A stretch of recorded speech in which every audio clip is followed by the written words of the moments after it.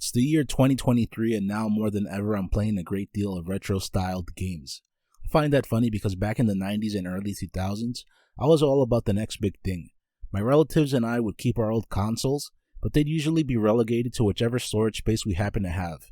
Back then, going back to the Sega Genesis when we had a PS1 or PS2 was unthinkable. It was mainly because of the huge difference in graphics, but also because by then we'd grown accustomed to modern day mechanics, and that's what we preferred. As I've grown older and have more access to video games, I realized that rather than retro-styled games being bad simply because they're not as graphically advanced as the latest well-received AAA game, they're just different. You could say that despite these modern retro-styled games being retro-styled, they still have modern game design sensibilities, even if sometimes only to a small extent. At the end of the day, for me it's all about playing games that I enjoy. Now more than ever, it's easy for me to have access to more games than I can even play, and that's a good problem to have. Despite feeling that way, every now and then I'll stumble into a game that leaves me with more to complain about than to praise. I stumbled upon Deathchron while surfing Keymailer a while back. Seeing as how it's visually appealing, I love mechs, and it's a platformer, I thought, this game is perfect for me. In some ways it was, but seeing as how it's riddled with more bugs than I expected to encounter, it was difficult for me to go through the game. For the first full level I didn't have any issues at all. If anything, I thought the game was playing perfectly because I was struggling with the fact that I'd die and have to restart from the beginning. That was until I realized that Deathchron makes use of checkpoints. Even still, the first level offered challenges that I wasn't expecting. Gameplay-wise, Deathchron is pretty simple. There's not much to it, but you could say that it's easy to learn, but difficult to master. At times I had to have small details in mind in order to keep advancing. Small details such as the fact that an attack from an enemy would lead to my character falling back. On regular platforms/floors this wasn't a problem at all, but when I was in a sewer and falling into the water was an instant death, that's when it became a problem. All of this was fine to me and I enjoyed that I couldn't be carelessly running through it. I assumed that's how the rest of Deathchron would play out, but I was wrong. It was towards the second level that I encountered a game-breaking bug. I faced 2 drill-type enemies that didn't let me advance despite having beaten them more than once. My first reaction was to restart from my last checkpoint, but that didn't solve anything.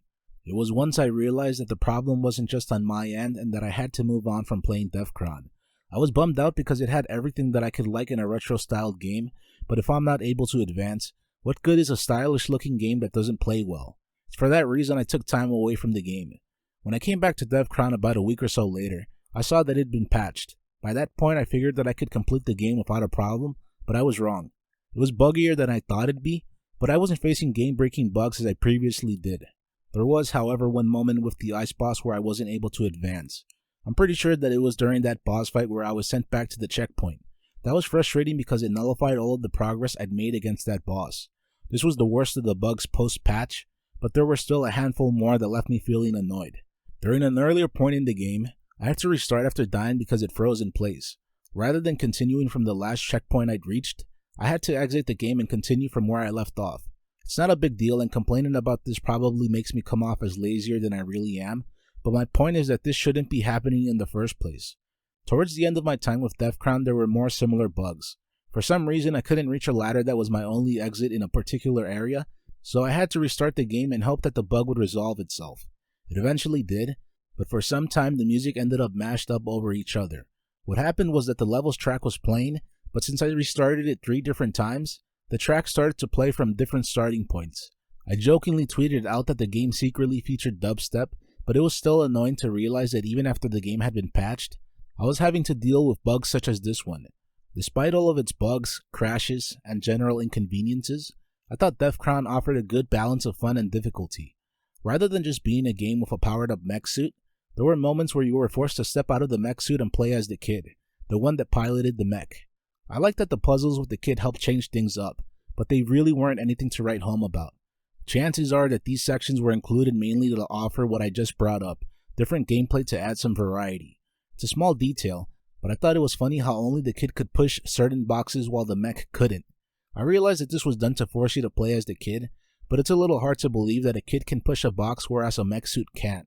The point I'm getting at is that this definitely took me out of the game, but with it being retro-styled anyway, is it possible for me to say that at any point it had me fully immersed?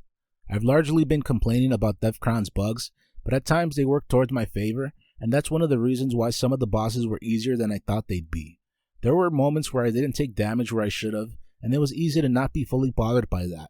I will, however, say that despite being able to take advantage of some bugs during boss fights, I was disappointed with the final boss. I thought that it was surprisingly easy to beat. By this point, I'm used to a game's final boss being the toughest enemy/obstacle to overcome, but it took me 2 attempts to beat it. It also didn't help that in this fight I was able to use my mech suit's mech suit. You could say that's some kind of mech suit inception or something. The upgraded mech suit definitely had its positives, and it was fun being able to dish out even more firepower, but enemies/combat could have been better balanced to have avoided the upgraded mech suit from coming off as overpowered. Deathchron is a game that I wanted to like because from the start, it had so much going for it. I still like it, knowing how buggy/frustrating it was to go through, but I can't recommend this game. At one point I thought to myself that it's like a great looking car with an engine that regularly stalls on you. What good is a great looking game that's thematically interesting if when you want to play it, it disappoints you? Seeing as how I'm willing to put up with a lot more than the average person, I was left thinking that there's a lot to enjoy. Since I got Deathchron for free, I feel that it wouldn't be fair to ask someone to pay for this game in its current state. You'd be getting a half-baked product, and there's no point in that when there are plenty of similar and well-functioning games that are currently available. By the time I beat Deathchron, I'd gotten 6 hours of playtime out of it. For the kind of game that it is and the state it's in, I'd say I got enough out of it, but not to the point where I can comfortably say, buy this game. It's possible that it could eventually receive more patches and end up being the game I know it's capable of being, but I don't know if or when that'll happen. That's why I don't recommend Deathchron. Are you able to enjoy a game despite frequently running into bugs? At what point do you give up on a game and decide to move on? Feel free to respond to either of those questions in the comment section, or if you have something else come to mind. If you enjoyed this content, please feel free to like, comment, subscribe, and share. Thank you very much for watching.